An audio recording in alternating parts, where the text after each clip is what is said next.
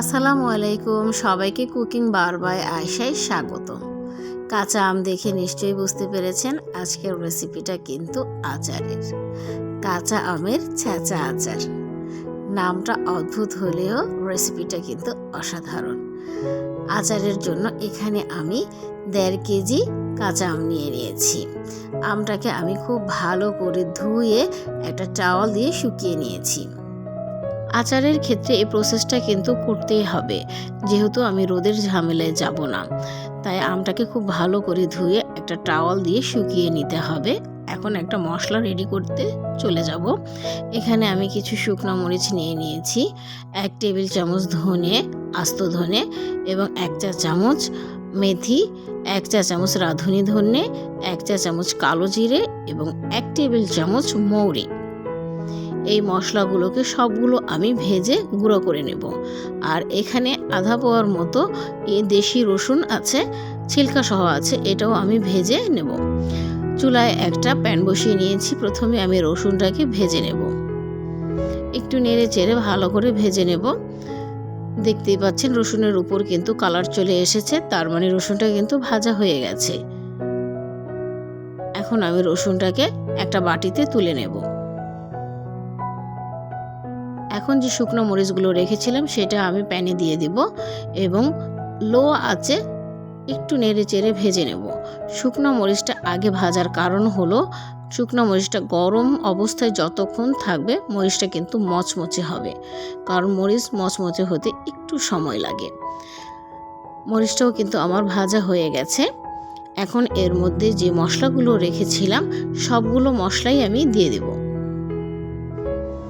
প্যানটা এতটাই গরম ছিল যে আমার আর ভাজতে হয়নি, আমি এমনি নেড়ে চেড়ে তুলে ফেলবো, কারণ মশলাগুলো যদি অতিরিক্ত ভাজা হয় তাহলে কিন্তু আচার তিতো হয়ে যাবে, সেদিকেও খেয়াল রাখতে হবে। এই গরম প্যানের উপর কিছুক্ষণ মশলাটা রেখে দিলে মচমচে হয়ে যাবে। এখন এখানে আমি যে আমটা নিয়েছিলাম সবগুলো আমি কিন্তু ছেঁচে নিয়েছি। আমগুলোকে ছোট ছোট টুকরো করে নিলে ছেঁচতে সবচেয়ে সুবিধা, বেশি কষ্ট হয় না। আচার তৈরির জন্য এক এক করে মশলাগুলো আমের উপর দিয়ে দিব।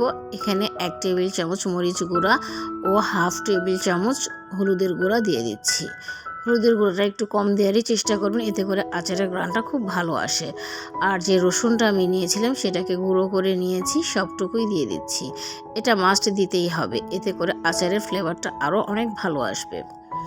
আর এখানে আছে 1 টেবিল সরিষা বাটা, আমি লাল সরিষাটা নিয়েছিলাম, আপনারা চাইলে হলুদটাও নিতে পারেন। আর 1 টেবিল চামচ পাঁচফোড়ন দিয়ে দিলাম। আর যে মশলাটা ভেজে নিয়েছিলাম সবটুকু আমি আধা ভাঙা করে গুঁড়ো করে নিয়েছি, দেখতেই পাচ্ছেন একেবারে মিহিন হয়নি। সবগুলো মশলা কিন্তু আমি দিয়ে দিয়েছি। এখন দিয়ে দেব পরিমাণ মতো লবণ। আচারের ক্ষেত্রে লবণটা একটু এমনিতেই বেশি দিতে হয়, এতে করে আচারের স্বাদটাও বাড়ে। লবণটা এরপরও আপনাদের যার যার আন্দাজ অনুযায়ী, টেস্ট অনুযায়ী নিয়ে নেবেন। এখন সবগুলো উপকরণ আমি হাত দিয়ে খুবই ভালো করে মেখে নেব।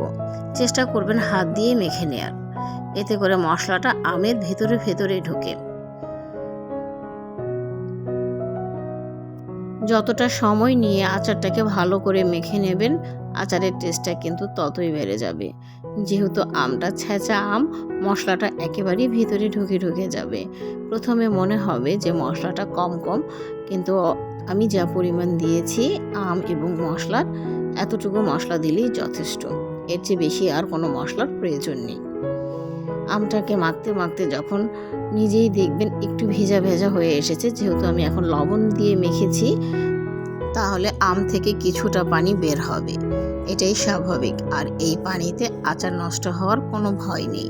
আচার নষ্ট ঠিক তখনই হবে যখন তেলের পরিমাণটা একেবারে কমে যাবে, মানে বয়ম থেকে যদি নিচে থাকে। সব সময় আচারের উপরে তেল ভাসতে হবে, তাহলে আচারটা ভালো থাকবে। এই আচার আপনি 1 বছর সংরক্ষণ করে খেতে পারবেন এমনিতেই। এখন একটা প্যান বসিয়ে নিয়েছি, প্যানটা কিন্তু গরম হয়ে গেছে এবং এখানে আমি যথেষ্ট পরিমাণের তেল ঢেলে নিচ্ছি। আমরা সবাই জানি মোটামুটি আচারের জন্য কিন্তু আমরা সরিষার তেলটাই ব্যবহার করে থাকি, কিন্তু যেন তেন সরিষার তেল ব্যবহার করা যাবে না।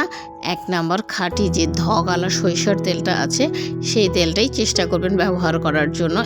এতে করে আচারের ফ্লেভার এবং টেস্ট অনেকটাই নির্ভর করে সরিষার তেলের উপর। কারণ আচার যদি ওইভাবে ফ্লেভারযুক্ত না হয় আমাদের কাছে খেতে কিন্তু ভালো লাগে না। কথা বলতে বলতে কিন্তু দেখতেই পাচ্ছেন সরিষার তেলে পাক ধরে আসছে। পাক ধরা কাকে বলে, মানে সরিষার তেলটা অতিরিক্ত গরম হয়ে আসলে এভাবে ফেনা ফেনা ভাব হয়ে আসবে, তার মানে সরিষার তেলটা অনেক গরম হয়ে গেছে। এখন আমি আচারে এই গরম গরম সরিষার তেলটা ঢেলে নেব। দেখেই বুঝতে পারছেন তেলটা কি পরিমাণ গরম ছিল, একেবারে ফেনা ফেনা হয়ে উপরে ফুলে উঠেছে। আস্তে আস্তে করে সবই চলে যাবে, কোনো সমস্যা নেই। এখন আমি একটা চামচের সাহায্যে আচারের সাথে তেলটাকে মিক্সড করে নেব খুবই ভালো করে। তেল আর আচারটা কিন্তু খুব ভালো করে মিক্সড হয়ে গেলেই আমার আচারটা তৈরি হয়ে যাবে। দেখতেই পাচ্ছেন কতটা অসাধারণ কালার এসেছে আচারে, একেবারে ন্যাচারাল কালার। হলুদের পরিমাণটা একটু কম দিতে বলেছি, হলুদের কারণে আচারের ফ্লেভার কিন্তু অনেকটাই কমে যায়, তাই চেষ্টা করবেন হলুদের পরিমাণটা একটু কম দেওয়ার জন্য।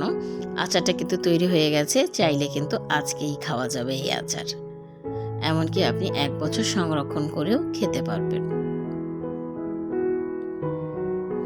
আর আমি যেহেতু গরম গরম তেলটা দিয়েছি, তাই কিছুক্ষণ এভাবেই রেখে দেব যেন পুরোপুরি ঠান্ডা হয়ে যায়।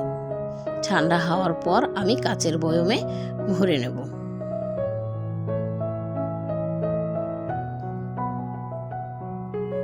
ফিরে এলাম ঘন্টাখানিক পর। লাইটের কারণে আচারের কালারটা একটু 19-20 মনে হচ্ছে।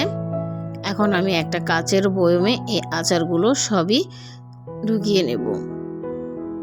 চেষ্টা করবেন কাচের বয়মে আচার সংরক্ষণ করে রাখার জন্য, এতে করে আচার অনেক দিন ভালো থাকে। আর কাচের বয়মে রাখার আগে অবশ্যই টিস্যু দিয়ে ভালো করে মুছে নেবেন, কোনো রকমের পানি যেন না থাকে। আমি বারবার বলছি, আচারের ক্ষেত্রে এই সতর্কতাটা একটু অবলম্বন করতে হবে। আমার 2 বয়ম হয়ে গেছে, দেখতেই পাচ্ছেন কতটা অসাধারণ হয়েছে আচারটা। আশা করি রেসিপিটা ভালো লেগেছে।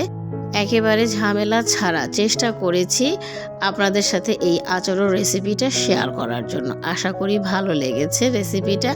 ভালো লেগে থাকলে অবশ্যই লাইক, কমেন্ট ও শেয়ার করে দেবেন। আপনাদের এক একটা লাইক, কমেন্ট, শেয়ার আমাকে আরও উৎসাহিত করে নতুন রেসিপি তৈরি করার জন্য। এই আচারের রেসিপিটা একবার হলেও বাসায় ট্রাই করবেন, আশা করি নিরাশ হবেন না। দেখতেই পাচ্ছেন বয়মের নিচে তেল চলে গেছে, আমি এটাতে আবার তেল দেব, কিন্তু তেলটাকে ভালো করে গরম করে ঠান্ডা করে এরপর আমি দেব। আজ এই পর্যন্ত, ভালো থাকবেন, আল্লাহ হাফেজ।